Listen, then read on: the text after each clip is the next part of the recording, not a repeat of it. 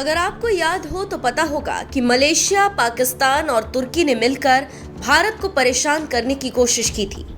इमरान खान सत्ता से बाहर है। मलेशिया के पूर्व पीएम महातिर मोहम्मद को पार्टी से निकाल दिया गया है और अब तुर्की के राष्ट्रपति एर्दोगान की बारी है, जो अमेरिका और यूरोप से घिरे हैं। तो इधर भारत ने भी उनकी नाक में दम कर दिया है।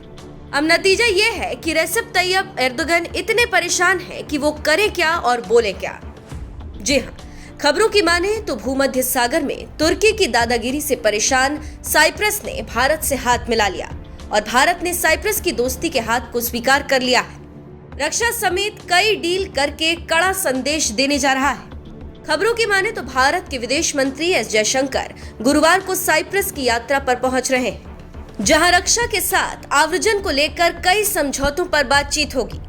साइप्रस तुर्की की दुखती रग है और भारतीय विदेश मंत्री जयशंकर पाकिस्तान के दोस्त को सबक सिखा के रहेंगे, क्योंकि यही पाक का दोस्त तुर्की कश्मीर और भारत को लेकर जहर उगलते रहे हैं। अब पहली बार भारत की जाल में फंसा है तुर्की और फंसने के बाद रो रहा है, क्योंकि इमरान खान के झांसे में आकर जो उन्होंने किया वो मूर्खता थी और सही राजनीतिक परिचय नहीं था, क्योंकि पाकिस्तान दिवालिया मुल्क है और बाद में सऊदी अरब की धमकी के बाद तुर्की को छोड़ इमरान खान रोने लगे थे और अब वही तुर्की ठगा सा महसूस कर रहा है। लेकिन भारत छोड़ने वाला नहीं है। भारत इस मौके का पूरा फायदा उठाना चाहता है और उसी का कारण है कि विदेश मंत्री जयशंकर साइप्रस में हैं और पूरी मदद का वादा करने वाले हैं।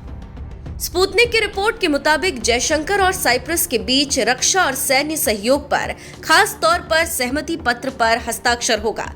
उसके अलावा ऊर्जा के क्षेत्र में भी समझौता होने के आसार हैं। भारत और साइप्रस के बीच द्विपक्षीय व्यापार 21 करोड़ 40 लाख डॉलर है। इसे आव्रजन समझौता करके और बढ़ाने की तैयारी है। साइप्रस के विदेश मंत्रालय ने जयशंकर की इस यात्रा को बहुत महत्वपूर्ण यात्रा करार दिया और कहा कि दोनों पक्ष द्विपक्षीय संबंधों पर चर्चा करेंगे। उसके अलावा क्षेत्रीय ढांचे में भारत की भागीदारी पर विचार होगा।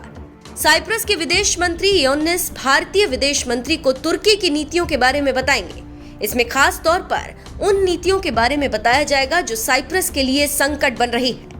साइप्रस के विदेश मंत्रालय ने कहा कि उनका देश भारत को संयुक्त राष्ट्र सुरक्षा परिषद में स्थायी सदस्यता दिलवाने में महत्वपूर्ण भूमिका निभा सकता है। जानकारी देते चले कि साइप्रस और तुर्की के बीच लंबे समय से विवाद चल रहा है। तुर्की और ग्रीस के बीच समुद्र क्षेत्र को लेकर पहले से ही विवाद चल रहा है। उत्तरी साइप्रस पर कब्जा करने के बाद तुर्की की सरकार ने उसे Turkish Republic of Northern Cyprus का नाम दे दिया था। इससे पहले सितंबर 2019 में प्रधानमंत्री मोदी ने साइप्रस के राष्ट्रपति से मुलाकात भी की थी।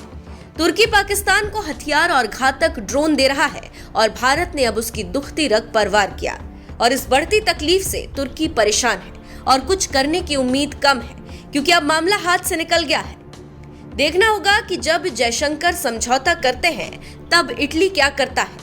लेकिन अब एक बात कही जा रही है कि तुर्की भारत की जाल में फंस गया है।